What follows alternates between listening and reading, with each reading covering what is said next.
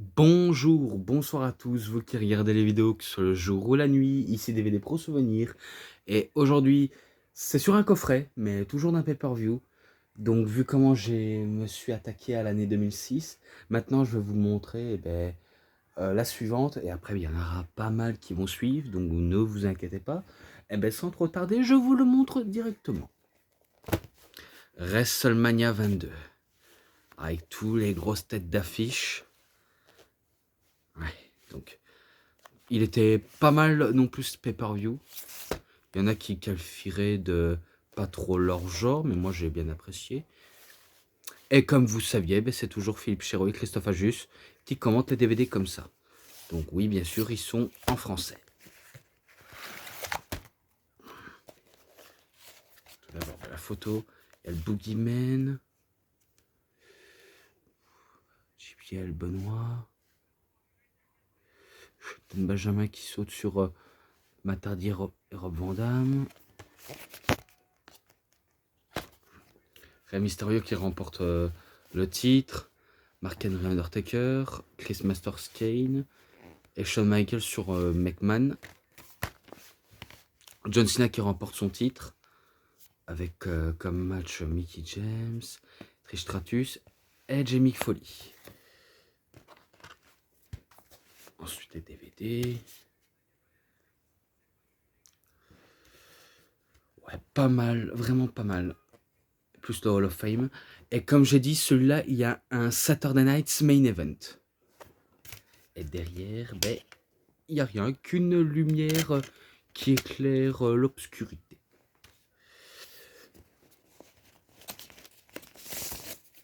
Et bien sûr, l'affiche que j'avais fait, c'était ça. Au début, vu comment je n'avais qu'un seul DVD. Rappelez-vous que je vous avais déjà expliqué. Et bien sûr, c'est pas du beau résultat, malheureusement. Mais je le garde quand même en souvenir, malgré tout. Mais bon, à cette époque, je voulais vraiment avoir une idée créative. En plus, c'était l'année passée que j'avais.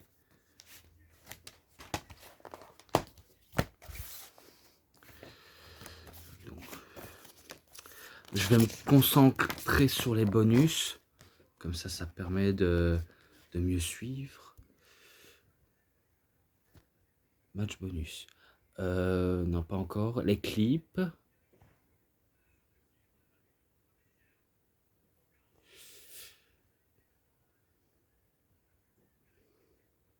J'essaie de trouver, pour éviter de pas trop m'attarder dessus. Je sais bien qu'il y avait des clips, par exemple, je sais plus ce qu'ils avaient dit, mais je crois qu'ils ils disent dedans, mais pas sûr, vraiment pas sûr. Bref, c'est pas grave, on va dire Over Reptile pour Mick Foley, la Superstar Classics pour Edge, et après H pour Hardcore, vu comment ils vont se lancer dans le match Hardcore. Après, les différentes promos entre John Cena et Triple H. Donc Triple H, il considère John Cena comme pas son égal, et qu'il pourrait jamais lui laisser les chaussures comme un grand vétéran, et qui montre sa supériorité, vu comment lui, il sait catcher. Et à cette époque, il faut savoir que John Cena, que ce soit en 2005 ou 2006, il était un peu critiqué par rapport à sa manière de combattre, parce que c'est vrai que ce n'est pas le catcheur le plus technique, pas le plus agile, pas le plus, le plus à l'aise en tout cas. Mais il sait divertir la foule.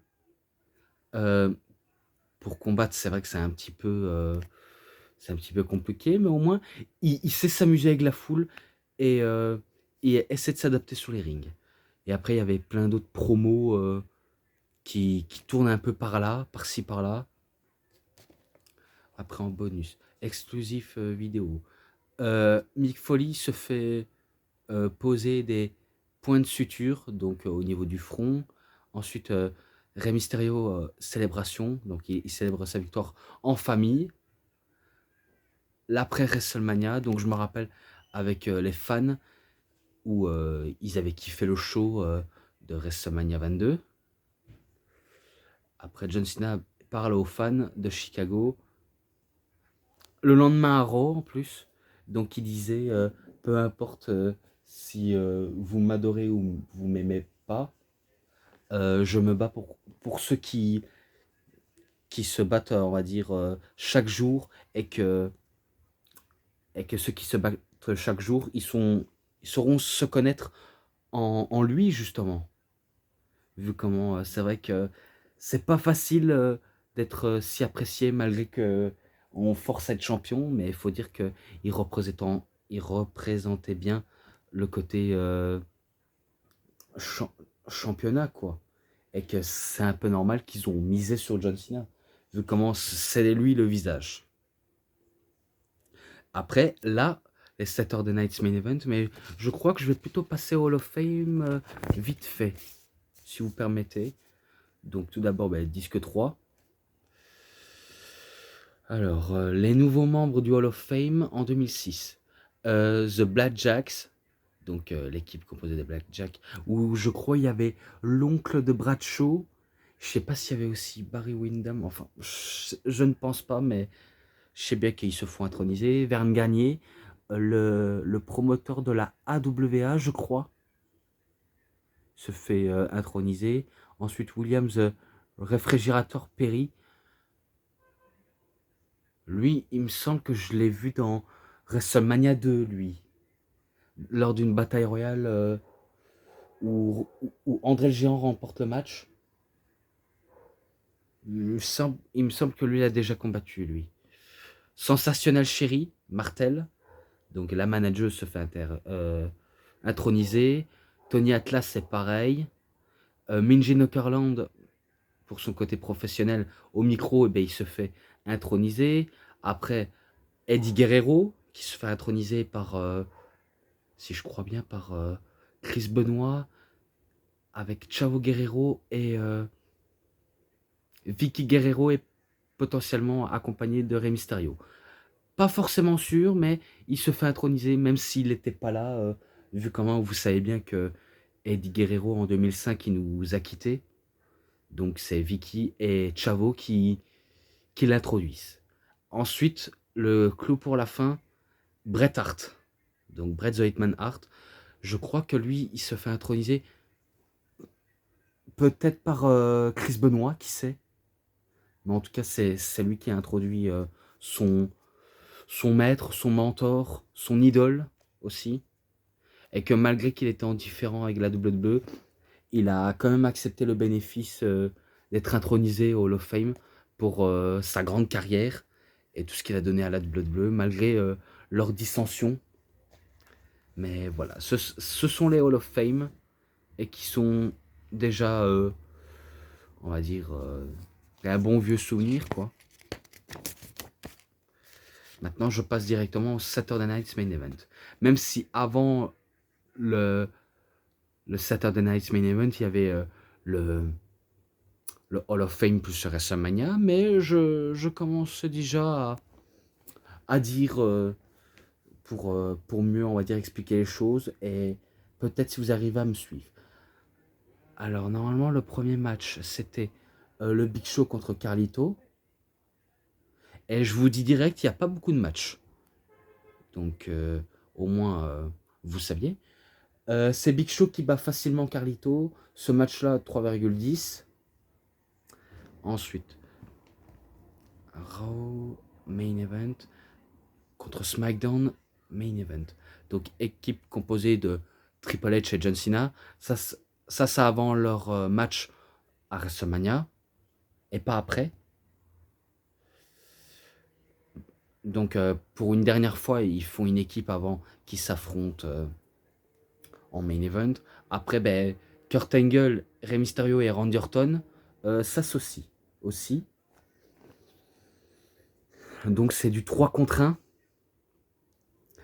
Entre peut-être Angle et Mysterio qui jouent fair play, que Randy Orton, c'est pas beaucoup du fair play, vu comment il était quand même un jeune prétentieux, pas mal arrogant surtout.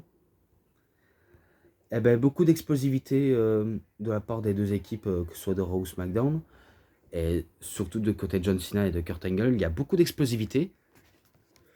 Et que si je crois bien, c'est l'équipe composée de John Cena et Triple H qui remporte le match. Mais c'est John Cena qui remporte la victoire et pas, on va dire, Triple H avec lui. Et du coup, ça permet à Randy Orton de faire un RKO sur Kurt Angle avant de se barrer. Et l'air de dire on se recroise à WrestleMania. Pas mal ce match-là, même si c'est pas en main event. Mais ce match-là, ben, 3,40. The Cutting Edge. Donc le Cutting Edge avec Edge et Lita et leur invité spécial Mick Foley. Alors ça, je me rappelle que vu comment Edge adorait critiquer, il adorait critiquer Mick Foley en disant que c'était apparemment un teddy bear, donc un petit nounours, un petit Teddy, un petit Ted, peu importe quel nom on donnerait à notre petit nounours, et en traitant aussi de Overrated et de fils de la plage, je crois, et qu'il avait même apporté des armes sous le ring, l'air de dire ben, avant le match à WrestleMania, ben, on va dégainer maintenant. Et c'est là, je crois, où il y avait les punaises, mais que Mick Foley, ben, il s'encastre dedans déjà. Donc je me rappelle qu'il y avait des punaises, malgré qu'il a mis un petit peu à mal Edge. Donc le cutting edge se passe très très mal. Concours de buveurs de bière entre Stone Cold Steve Austin et JBL. C'est pas vraiment un match. Je vous le dis, c'est pas vraiment un match. Pour un concours de bière, c'est sûr c'est Stone Cold Steve Austin qui remporte. Hein. Vu comment c'est un des plus grands alcooliques. Et même JBL aussi en buvait pas mal de bière. Mais après, qui des deux peut gagner? Ah, c'est le meilleur qui gagne. Mais là, c'est JBL qui se fait disqualifier. Apparemment, il a attaqué vicieusement Stone Cold Steve Austin. Mais Stone Cold Steve Austin ne s'est pas laissé faire. Il lui a fait un Stone Cold Stunner.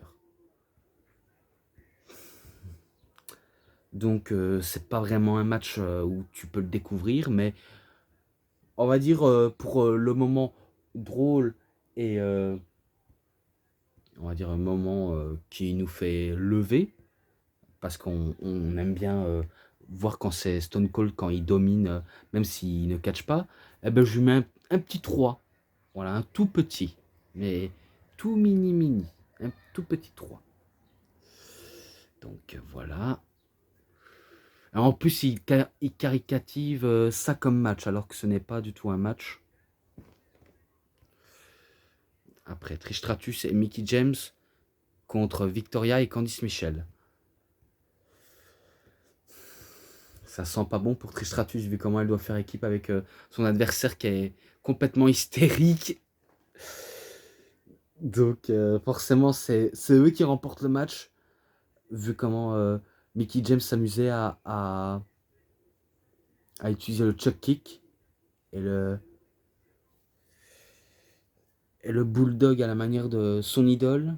Et après quand il remporte le match, eh ben, je me rappelle que vu comment on ignorait qu'elle allait justement faire ça, Mickie James, mais essaie d'embrasser Trish Stratus sous la bouche alors qu'elle a ravisé que sur la joue. La communauté LGBT doit être content quand même. Et non, je ne suis pas là pour insulter la communauté de LGBT, car je respecte les, les gays, les lesbiennes, même si moi personnellement je ne veux pas être en être un. Que vous soyez blanc, noir, basané, jaune, peu importe couleur que vous abordez, je ne critique pas et je ne suis pas raciste. Je suis ni l'un ni l'autre. Donc victoire de Mickie James et Trish Stratus, ce match-là 3,20. Après, confrontation Mark Henry Undertaker. Donc je crois que c'est là où Mark Henry il disait qu'il ne va pas se retrouver dans le cercueil et que c'est l'Undertaker qui va se retrouver là-dedans. Car vu comment c'est lui l'homme le plus fort du monde, et que l'Undertaker, ben lui, c'est la peur en personne. C'est le diable, c'est la menace. C'est le cow-boy des enfers. Donc justement, il faut avoir crainte à sa fureur. Et là, ben, le match que je pense m'être jamais trompé lors de ma review sur Best of Saturday Night's Main Event, Shane McMahon contre Shawn Michaels, un combat de rue, donc un street fight. Donc là, je me suis pas trompé apparemment, et que et qu'il y a bien eu une arnaque en direct à la télévision, même si c'est pas, on va dire, une arnaque qui fait mal, mais on va dire une arnaque quand même. Et que je me rappelle que Shane McMahon se fait aider par le Spirit Squad sur ordre de son père, et qu'après, vu comment Vince McMahon coach son fils en disant vas-y, fais la prise, on va gagner la victoire haut la main. Donc qu'est-ce qu'il fait Shane McMahon?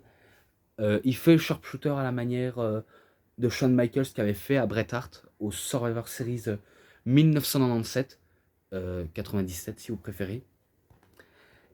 Et ben au moment où il place la prise, et ben Vince McMahon comme une furie, et ben il dit fais sonner la cloche, fais sonner sa putain de cloche, fais sonner sa putain de cloche. Et ben ding ding ding ding ding.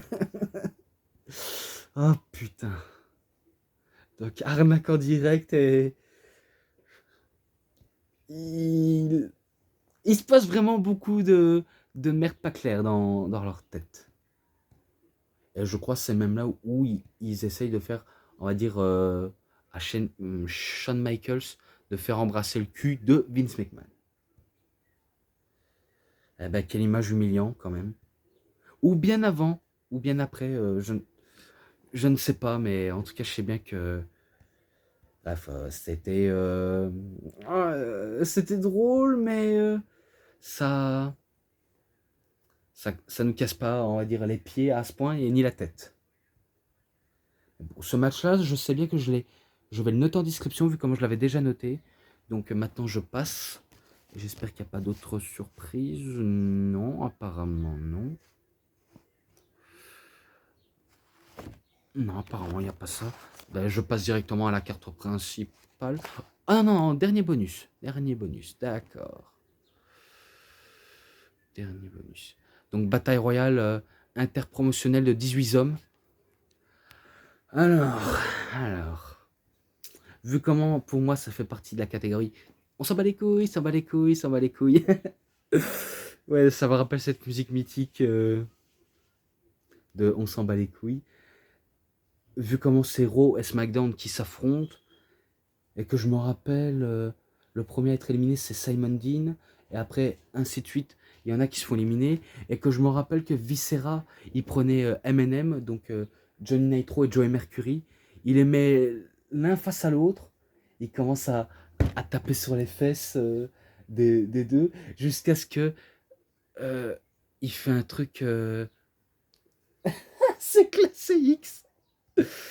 Donc comme s'il se faisait aller sur les deux gars. Donc on va dire il donne un sacré coup de bassin dans les deux fessiers.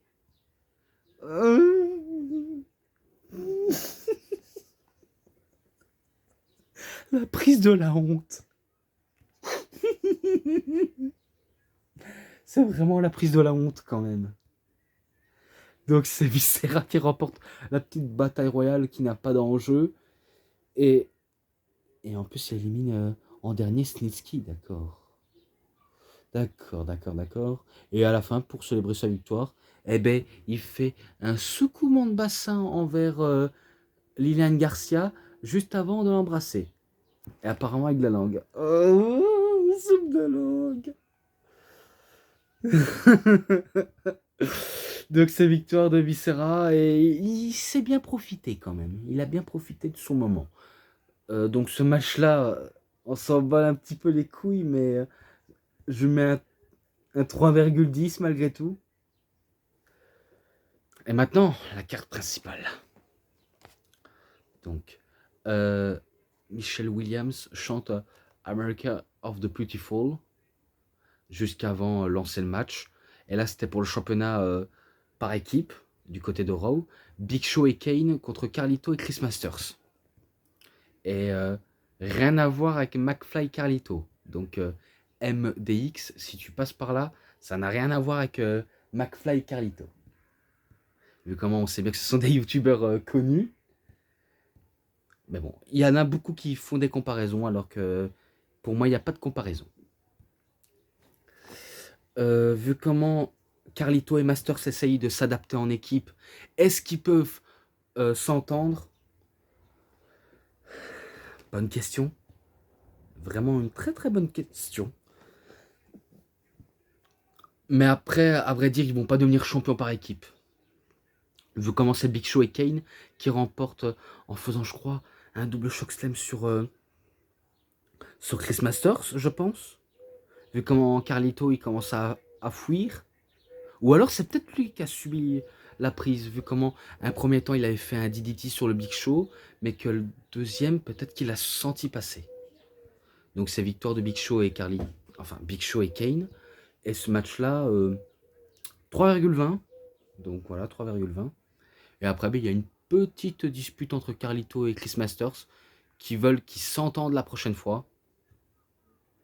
Ensuite, le coach, Jonathan Coachman, le plus gros mangeur de saucisses de tous les temps. Et oui, je fais un petit peu une vanne sur lui, vu comment on sait bien qu'il a la saucisse vraiment profonde dans la gorge du monde. Et qu'il interviewe Shawn Michaels. Donc pourquoi je dis ça? Parce que vu comment il est du côté de Monsieur McMahon et que il adore à dire lui lécher les fesses entre guillemets. Donc c'est un petit peu pour ça que je dis de lui le plus gros cassos. Donc il interview Shawn Michaels, mais après Shawn Michaels, vu comment il en dit pas plus et qu'il dit qu'il va battre son président qui n'est pas son favori, même s'il avait un temps aidé, mais il dit tout simplement qu'il le battra et que ce n'est qu'une question de temps. Après le Money in the Bank, ladder match, Rob Van Dam contre Ric Flair, contre Shelton Benjamin, contre Matt Hardy, contre Finlay, contre personne. Même s'il y avait Bobby Lashley, mais bon, je pense que je l'ai cité. Bien avant de le citer, et après il n'y a plus personne. Celui-là, je sais bien que je l'ai noté dans les matchs d'anthologie de l'échelle de Money in the Bank. Donc ce match-là, ce sera en description. Mais je me rappelle de tout ce qui s'est passé dans ce match. Vu comment ils utilisent l'échelle, il y a Shelton Benjamin qui est un habitué pour faire des sauts assez périlleux de l'échelle. Van Damme, c'est un peu pareil. Matt Hardy, vu comment il veut pas prendre non plus trop de risques, il veut un petit peu se sacrifier. Et après, je me rappelle que Matt Hardy avait fait une superplex à Ric Flair. Donc Ric Flair se plaint avoir mal au dos. Vu comment il y avait une blessure au dos dans le passé, Ric Flair, lors d'un accident d'avion, qui a failli lui coûter la vie, mais que, suite en tombant sous le dos, il a terriblement mal. Mais après, on va voir par la suite qu'il va revenir, et je ne plaisante pas, il va revenir, finir le match, et que malgré tout, c'est quand même Rob Van Dam qui remporte le Money in the Bank match, et que en ce moment, il est toujours invaincu à la WWE.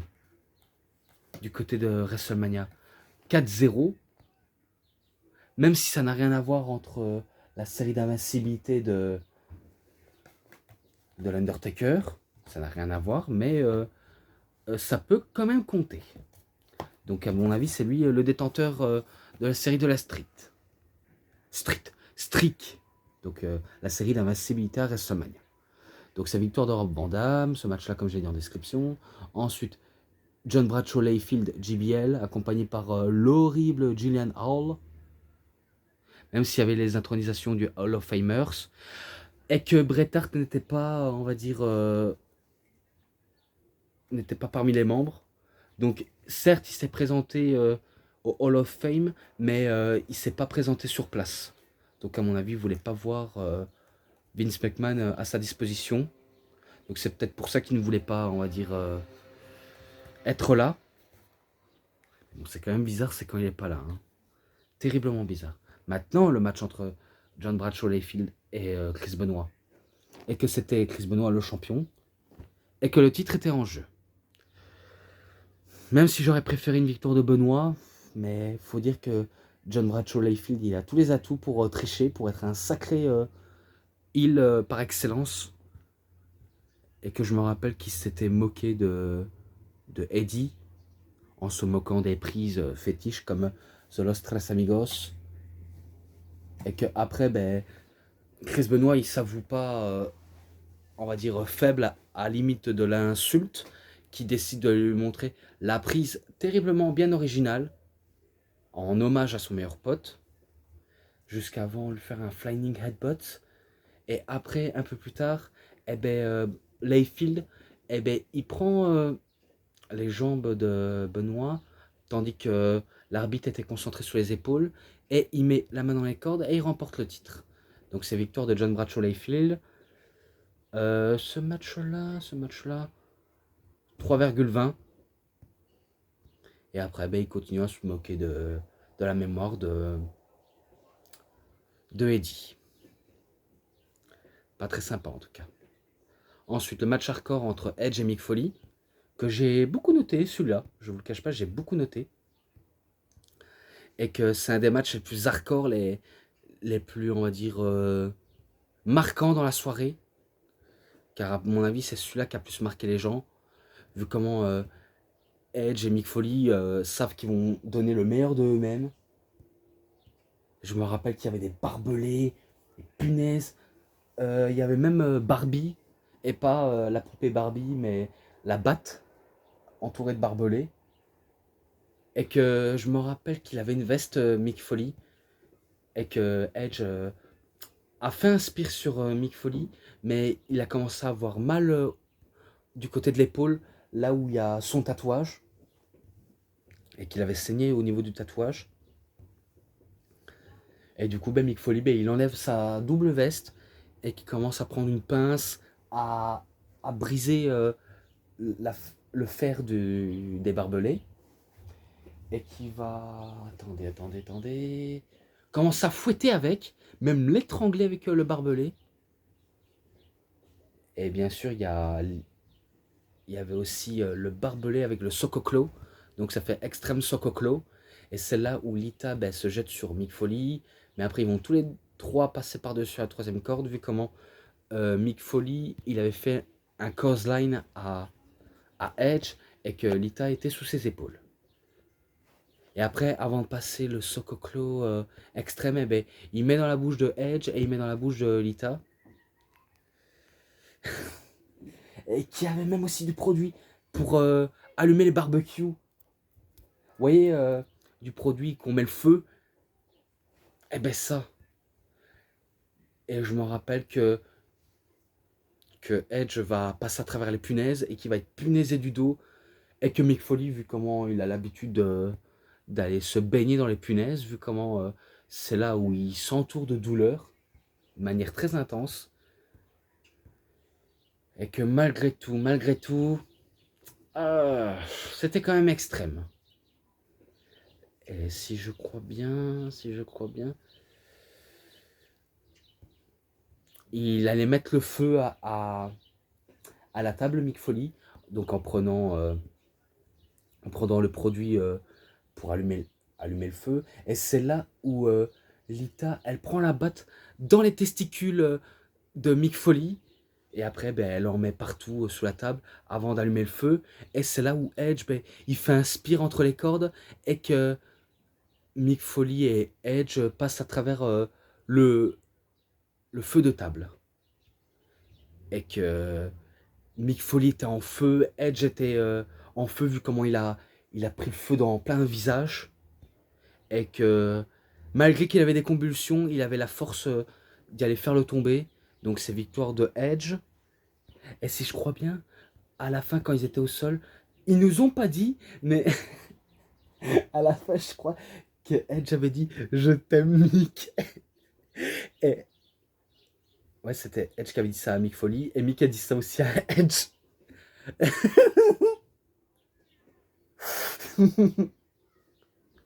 Pas qu'ils s'aiment, hein. Ça veut rien dire qu'ils s'aiment en se faisant des bisous, non. Merci d'avoir fait un match très intense. Donc, malgré tout, c'est Edge qui ressort vainqueur. Et comme j'ai dit, ce match-là en description.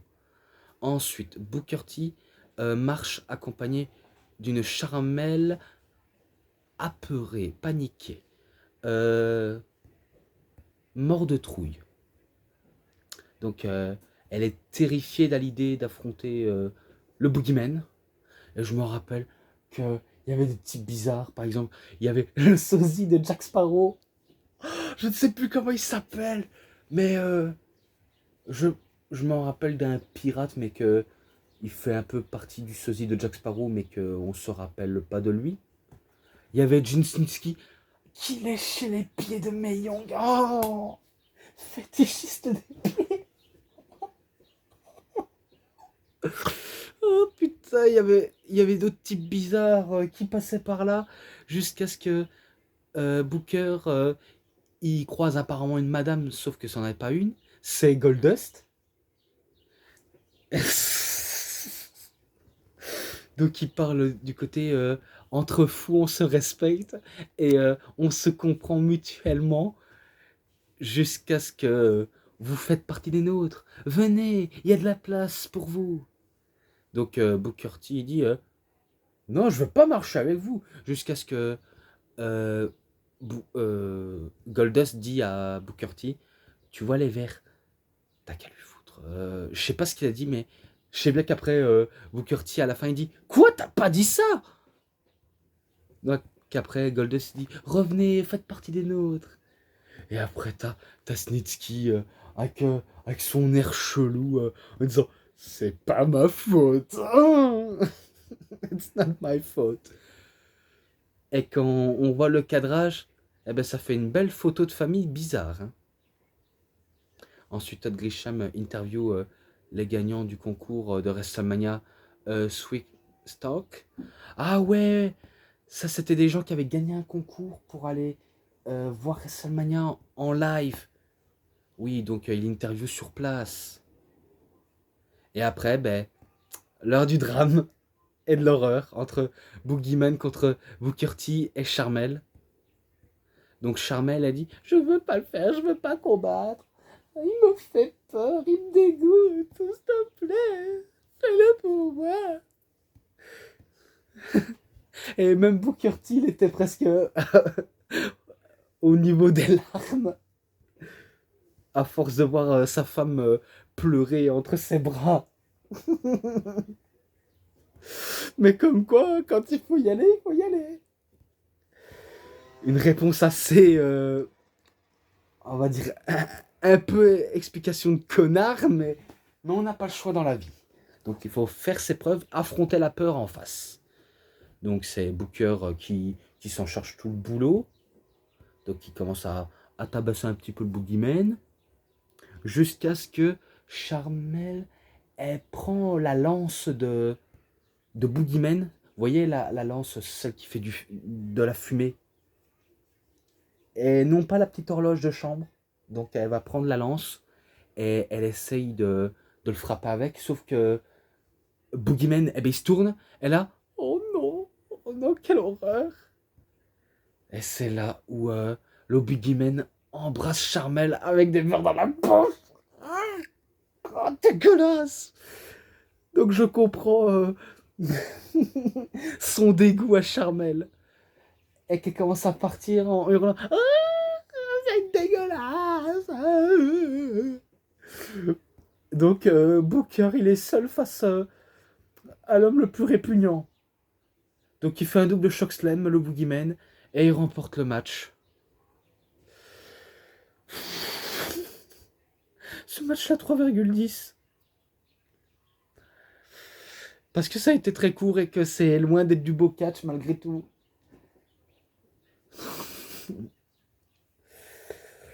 Ah, bordel. Donc maintenant, match suivant. Mickie James contre Trish Stratus. Et là, le niveau, je crois qu'il va être un peu élevé. Oui.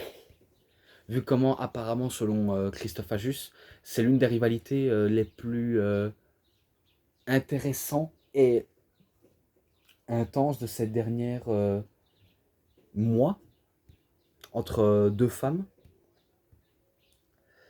Et que vous saviez que Mickie James, ben, vu comment c'est une fanatique, elle, elle est comme, on va dire, amoureuse de son idole. Elle a envie de donner de l'amour à son idole. Et que Trish Stratus, ben, vu comment elle veut pas décevoir ses fans, et encore moins décevoir Mickie James, eh ben, elle dit, écoute meuf, t'es chelou, t'es trop collante, laisse-moi tranquille s'il te plaît. Tu, euh, tu commences à me faire peur, petite. Non, c'est pas vrai, mais en gros, elle commence à trouver cette petite bizarre qui est devenue aussi folle, aussi hystérique. Alors, je me rappelle de la tenue de Mickie James, que qu'au niveau de la jupe, eh ben, on voyait, je sais même pas si elle a mis un string, mais on voyait que, euh, que ses fesses en tout cas, et que Trish Stratus, elle a mis une tenue moulante de cuir, comme si c'était, on va dire, tenue de contenu porno. Mais c'est pas ça ce que je veux en dire, mais on va dire le côté, on va dire sexy, sexy time. Voilà, j'ai pas les termes à ce sujet. Et il s'était passé de tout et que même le public était du côté de Mickie James et pas de Trish Stratus pour une fois. Donc en gros, il considère Mickie James comme une face et Trish Stratus comme une heel, alors que c'est elle la face et Mickie James la heel. Et au moment où elle voulait faire un bulldog, eh ben, Mickie James, je me rappelle, elle a mis la main. Euh, je vais pas le dire.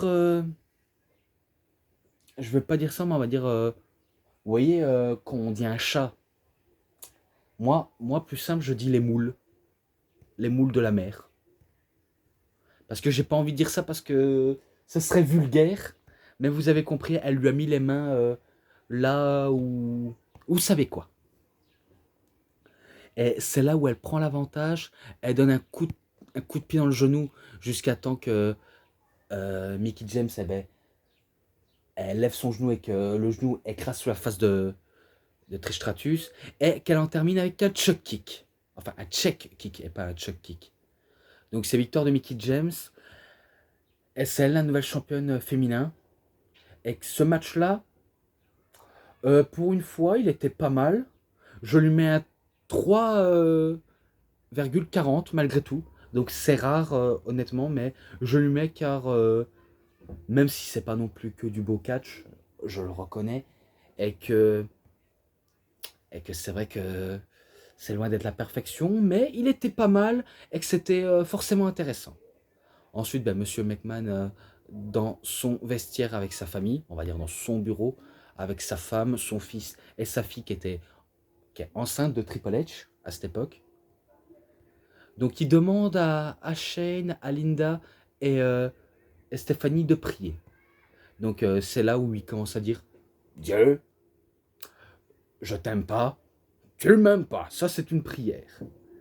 Et que, et que je sais que j'ai défié toutes les lois que tu m'as demandé de déconseiller et de renoncer à chaque fois, mais que j'ai réussi à surmonter ces obstacles.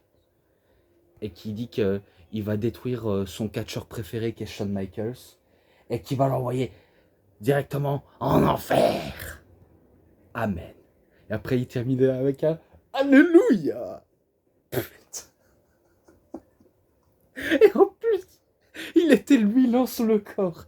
Donc on ne sait pas s'il a pris des produits dopants, mais quelle musculature impressionnante. Mais bon, j'espère que son entrejambe n'était pas musclée, vu comment le délire avec ses testicules de la pompe à pénis. Putain, c'était drôle. C'était purement drôle. Ensuite, ben, plus que le match là, ce sera terminé pour le DVD 1, après il y a le DVD 2. Undertaker contre Mark Henry, dans un match de cercueil. Celui-là aussi, je l'ai noté. Pareil pour Michaels McMahon. mais je tenais quand même à le préciser. Et que ce match était bon, même si c'était pas, on va dire, plus au-dessus, honnêtement. Car c'est vrai que Mark Henry, c'est loin d'être la victime, on va dire, le plus étonnant de ce classement. Même si c'est un homme fort, mais faut dire, ce n'est pas, on va dire, un meilleur technicien non plus, Mark Henry. Et que je me rappelle qu'il n'était pas très concentré sur l'Undertaker. Oui, on sait que on a peur d'avoir un pied sous la tombe et un pied dans le cercueil, mais c'est la stipulation, on n'a pas d'autre choix. Et que je me rappelle que lorsqu'il a fait un World Stronger Slam, donc sa prise finish, eh ben, je me rappelle qu'il fait tuer un tombé alors qu'il n'y a pas de tombé. Donc le but du jeu, c'est mettre le catcheur dans le cercueil et pas faire le tomber. Donc c'est là, on se dit, mais quel gland. Et que après, je me rappelle un peu plus loin, l'Undertaker fait un topé suicidaire sur Mark Henry alors qu'il y avait le cercueil. Il a de la chance qu'il ne se l'ait pas sloupé. Hein. Et après, ben, il fait un tombstone pile driver. En tout cas, un gros tombstone pile driver sur Mark Henry. Et il met Mark Henry dans le cercueil. Et il ferme la porte et il remporte la victoire. Donc c'est victoire d'Undertaker. Bien sûr, on s'étonnait bien. Pardonnez-moi. Et maintenant, le match sans prise interdite, donc no horse bar match, entre Shawn Michaels et Monsieur McMahon. Alors, Mr. WrestleMania contre son président, et qu'il est accompagné par son fils alors qu'on va pas le voir au début. Donc, bien sûr, Monsieur McMahon, il sait comment nous faire rire. Hein. Vu comment il fait son entrée jusqu'au ring et commence à montrer sa musculature.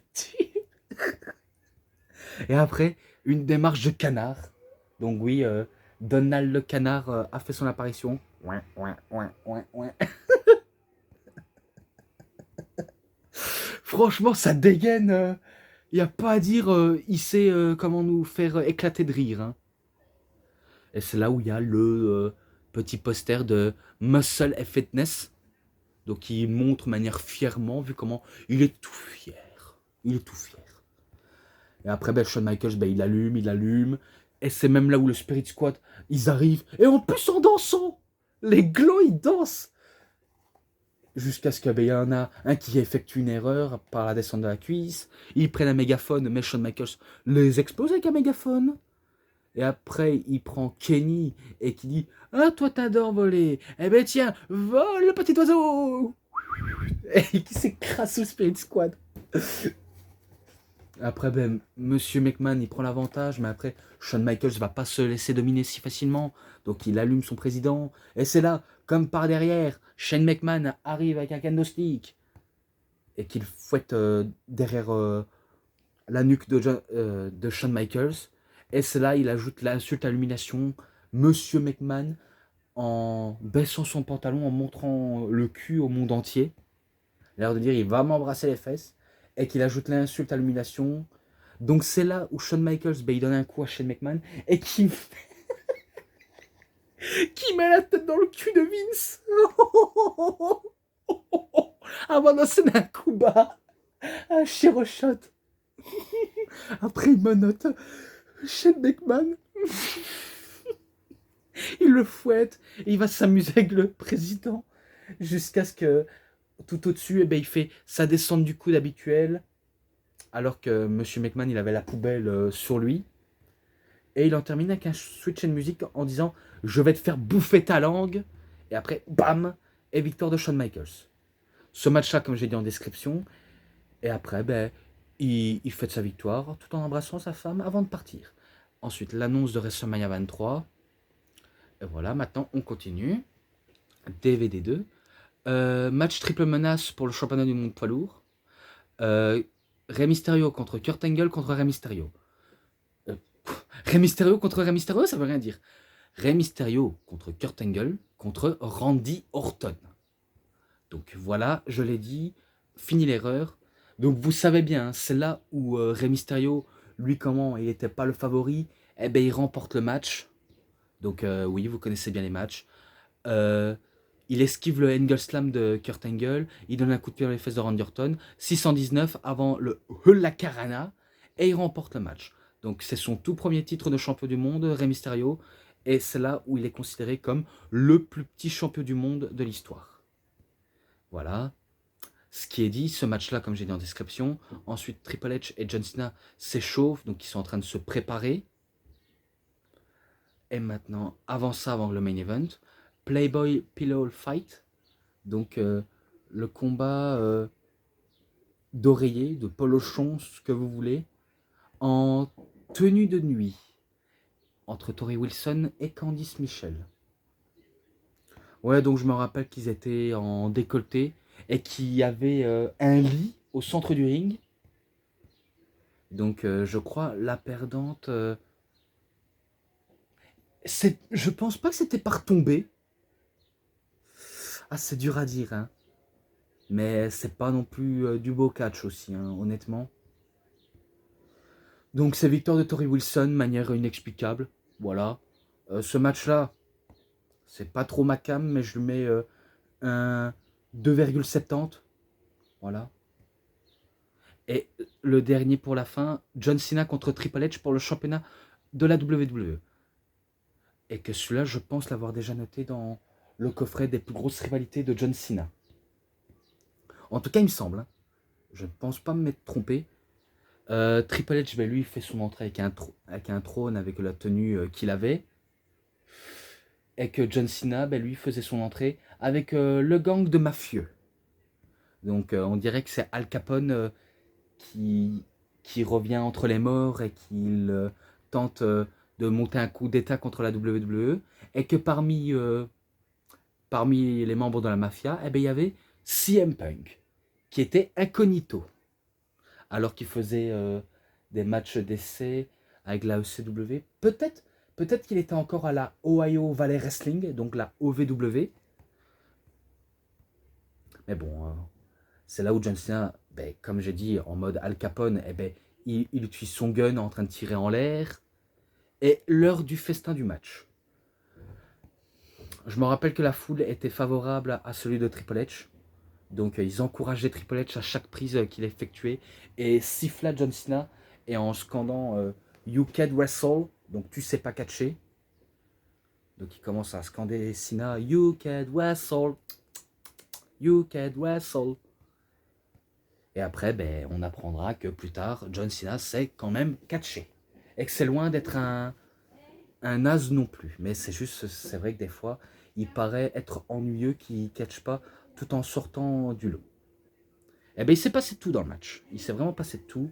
Je me rappelle que John Cena essaie d'en terminer vite. Triple H, ben, lui, il a voulu continuer tout le long jusqu'à ce qu'il trouve une faille. Et la faille, c'est quand ils mettent KO l'arbitre. Et que, je me rappelle, un double shot sur John Cena et l'arbitre. Il utilise sa massue, mais ça va servir à pas grand-chose pour Triple H, car John Cena a relevé son épaule. Et que après John Cena il sentait que c'était au début de la fin, et ben il termine avec un STFU et qu'il fait abandonner Triple H alors que Triple H était à ça, un petit millimètre de la corde. Donc malgré tout ça reste quand même une victoire de John Cena qui est on va dire son premier main event officiel, vu comment l'année passée, enfin à WrestleMania 21 du côté de SmackDown, il était dans le main event et que le pur main event c'était Batista. Donc voilà. Comme j'ai dit ce match-là en description.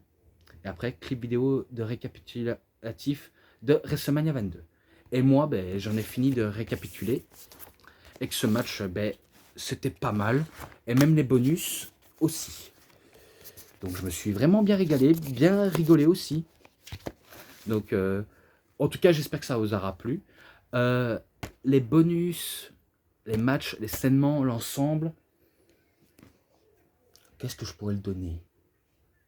4,5 peut-être? Ouais, allez, je mets un 4,5. Et que moi, j'en ai directement fini là-dessus. Donc, j'espère que cette review vous aura plu. En tout cas, si ça vous a plu, vous savez ce qu'il vous reste à faire. Likez la vidéo, commentez, partagez, abonnez-vous à ma chaîne. Cliquez sur la petite cloche pour avoir plus de notifications des prochaines vidéos. Et moi, je vous dis bonne journée, bonne soirée à tous. Au revoir tout le monde pour une prochaine vidéo. A plus les fans de catch.